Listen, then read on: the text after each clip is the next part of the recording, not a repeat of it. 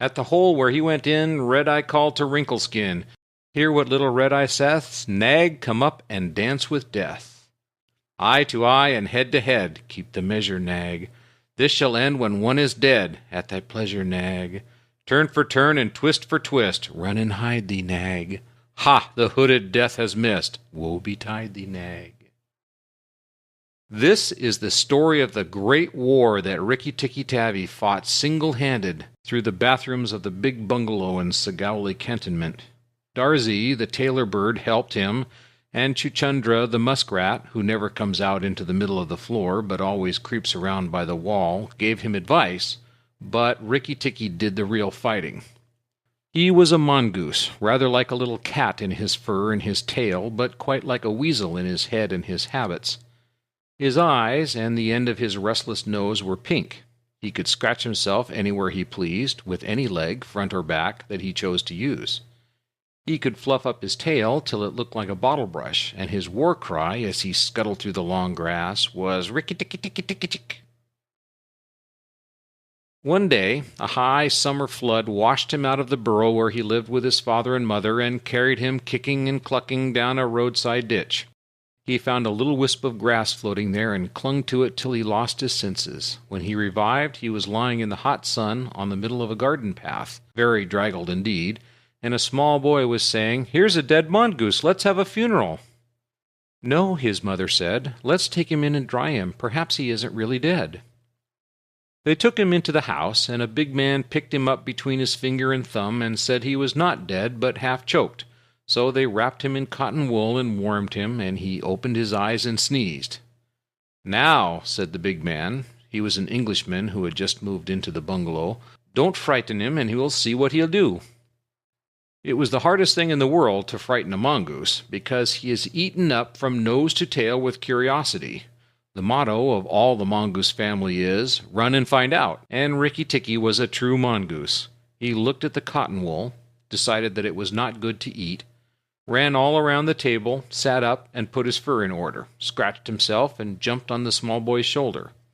"Don't be frightened, Teddy," said his father. "That's his way of making friends." "Ow, he's tickling under my chin," said Teddy. Rikki-Tikki looked down between the boy's collar and neck, snuffed at his ear, and climbed down to the floor where he sat rubbing his nose. "Good gracious," said Teddy's mother, "and that's a wild creature? I suppose he's so tame because we've been kind to him." "All mongooses are like that," said her husband.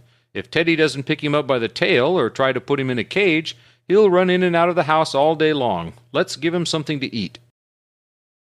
They gave him a little piece of raw meat. Rikki-Tikki liked it immensely, and when it was finished he went out into the veranda and sat in the sunshine and fluffed up his fur to make it dry to the roots. Then he felt better. "There are more things to find out about in this house," he said to himself, "than all my family could find out in all their lives. I shall certainly stay and find out." He spent all that day roaming over the house. He nearly drowned himself in the bathtubs, put his nose into the ink on the writing table, and burnt it on the end of the big man's cigar, for he climbed up into the big man's lap to see how writing was done. At nightfall he ran into Teddy's nursery to watch how kerosene lamps were lighted, and when Teddy went to bed, Rikki-Tikki climbed up too. But he was a restless companion, because he had to get up and attend to every noise all through the night and find out what made it. Teddy's mother and father came in, the last thing, to look at their boy, and Rikki-Tikki was awake on the pillow. "I don't like that," said Teddy's mother. "He might bite the child." "He'll do no such thing," said the father. "Teddy is safer with that little beast than if he had had a bloodhound to watch him. If a snake came into the nursery now—" But Teddy's mother wouldn't think of anything so awful. Early in the morning, Rikki-Tikki came to early breakfast in the veranda riding on Teddy's shoulder, and they gave him banana and some boiled egg, and he sat on all of their laps one after the other, because every well-brought-up mongoose always hopes to be a house mongoose some day and have rooms to run in, and Rikki-Tikki's mother, she used to live in the general's house in Sagowli, had carefully told Rikki what to do if he ever came across white men. Then Rikki-Tikki went out into the garden to see what was to be seen. It was a large garden, only half cultivated, with bushes as big as summer houses of Marshal Niel roses, lime and orange trees, clumps of bamboos, and thickets of high grass. Rikki Tikki licked his lips. "This is a splendid hunting ground," he said, and his tail grew bottle-brushy at the thought of it. And he scuttled up and down the garden, snuffling here and there, till he heard very sorrowful voices in a thorn bush. It was Darzee, the tailor bird, and his wife. They had made a beautiful nest by pulling two big leaves together and stitching them up the edges with fibers, and had filled the hollow with cotton and downy fluff. The nest swayed to and fro as they sat on the rim and cried. "What is the matter?" asked Rikki Tikki. "We are very miserable," said Darzee. "One of our babies fell out of the nest yesterday, and Nag ate him." Said Rikki Tikki. "That is very sad, but I am a stranger here. Who is Nag?" Darzee and his wife only cowered down in the nest without answering, for from the thick grass at the foot of the bush there came a low hiss, horrid, cold sound that made Rikki Tikki jump back 2 clear feet.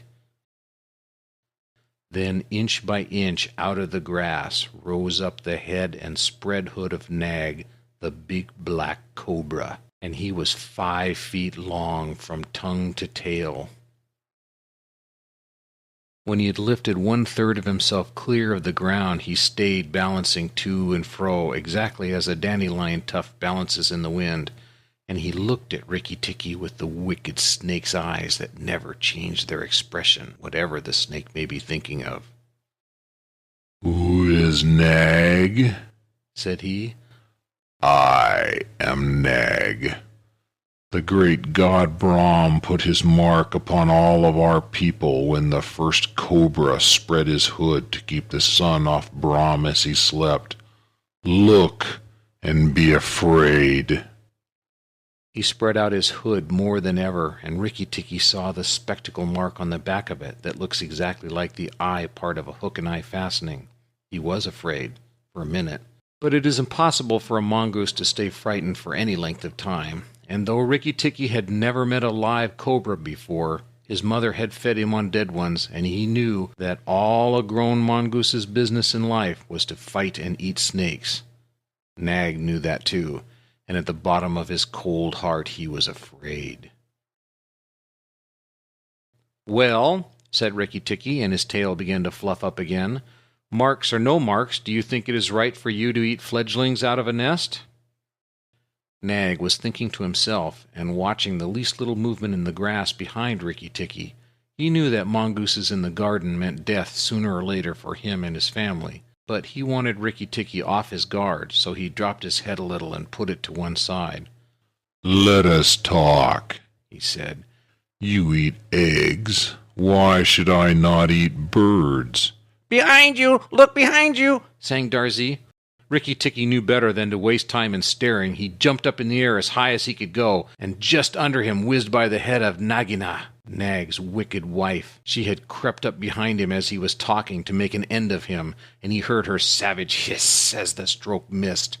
He came down almost across her back, and if he had been an old mongoose, he would have known that then was the time to break her back with one bite, but he was afraid of the terrible lashing return stroke of the cobra. He bit, indeed, but did not bite long enough, and he jumped clear of the whisking tail, leaving Nagina torn and angry. "Wicked, wicked Darzee," said Nag, lashing up as high as he could reach towards the nest in the thorn bush, but Darzee had built it out of reach of snakes, and it only swayed to and fro. Rikki Tikki felt his eyes growing red and hot. When a mongoose's eyes grow red, he is angry, and he sat back on his tail and hind legs like a little kangaroo, and looked all around him and chattered with rage. But Nag and Nagina had disappeared into the grass. When a snake misses its stroke, it never says anything or gives any sign of what it means to do next. Rikki Tikki did not care to follow them, for he did not feel sure that he could manage 2 snakes at once. So he trotted off the gravel path near the house and sat down to think. It was a serious matter for him. If you read the old books of natural history, you will find they say that when the mongoose fights the snake and happens to get bitten, he runs off and eats some herb that cures him.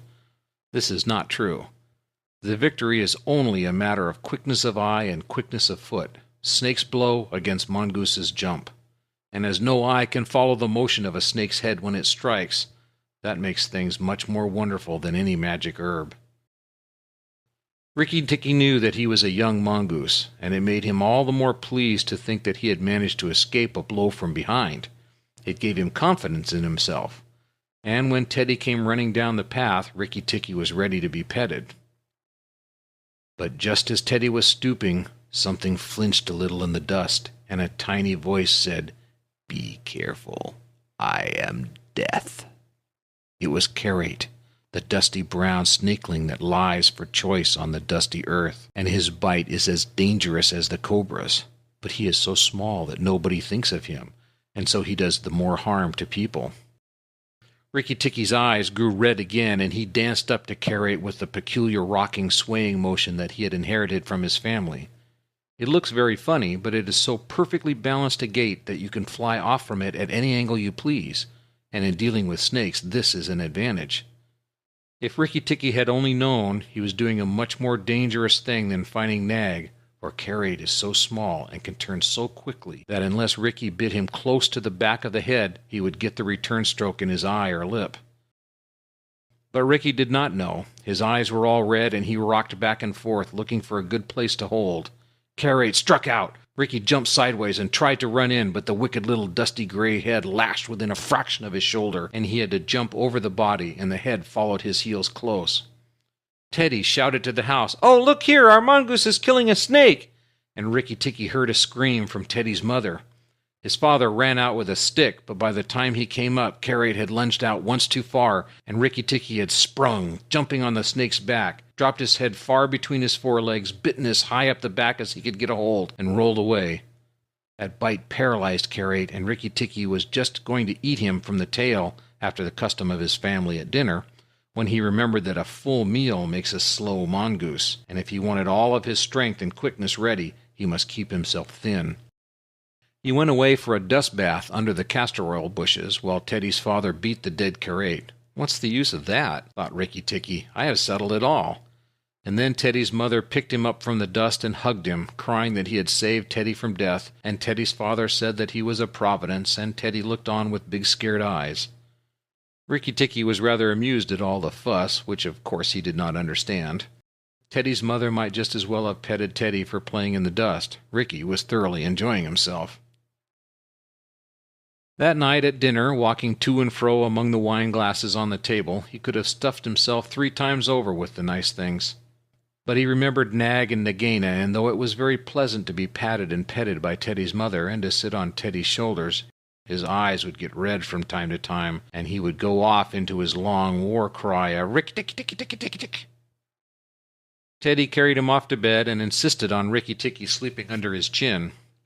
Rikki Tikki was too well bred to bite or scratch, but as soon as Teddy was asleep, he went off for his nightly walk around the house, and in the dark he ran up against Chuchundra, the muskrat, creeping around by the wall.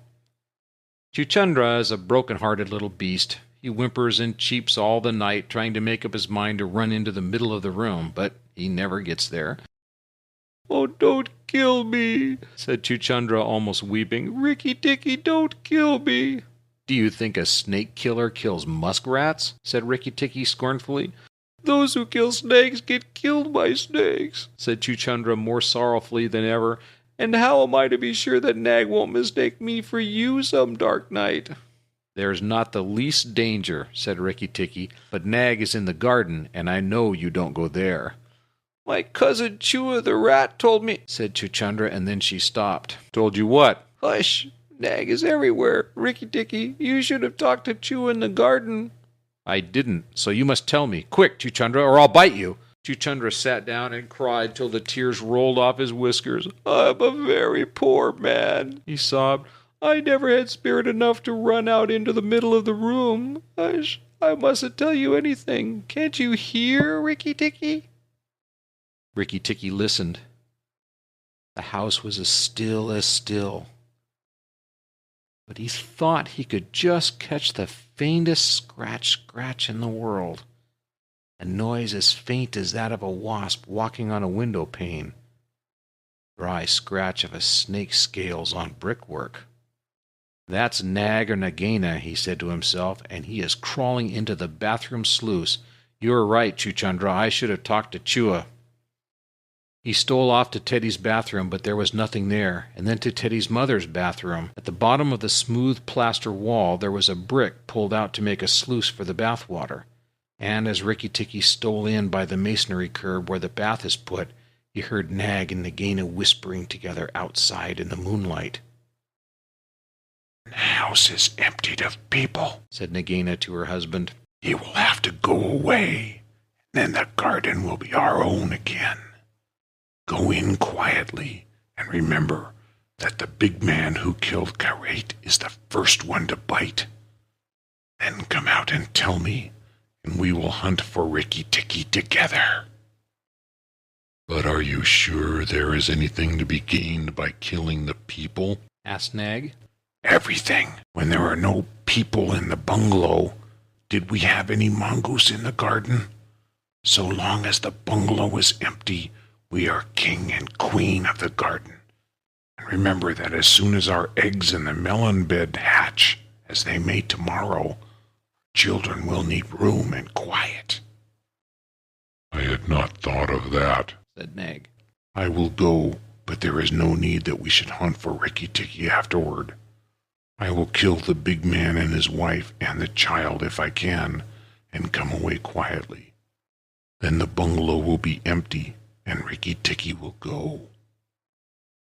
Rikki Tikki tingled all over with rage and hatred at this, and then Nag's head came through the sluice, and his 5 feet of cold body followed it.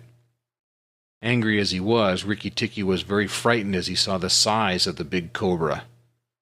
Nag coiled himself up, raised his head, and looked into the bathroom in the dark, and Rikki could see his eyes glitter. "Now if I kill him here, Nagaina will know, and if I fight him on the open floor, the odds are in his favor. What am I to do?" said Rikki Tikki Tavi. Nag waved to and fro, and then Rikki Tikki heard him drinking from the biggest water jar that was used to fill the bath. "That is good," said the snake.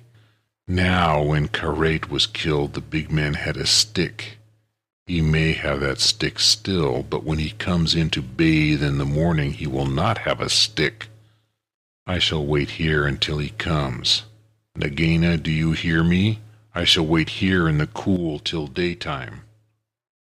There was no answer from outside, so Rikki Tikki knew Nagaina had gone away. Nag coiled himself, coil by coil, around the bulge at the bottom of the water jar, and Rikki Tikki stayed as still as death.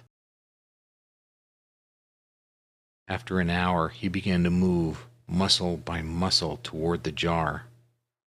Nag was asleep, and Rikki Tikki looked at his big back, wondering which would be the best place for a good hold. "If I don't break his back at the first jump," said Rikki, "he can still fight, and if he fights, oh, Rikki,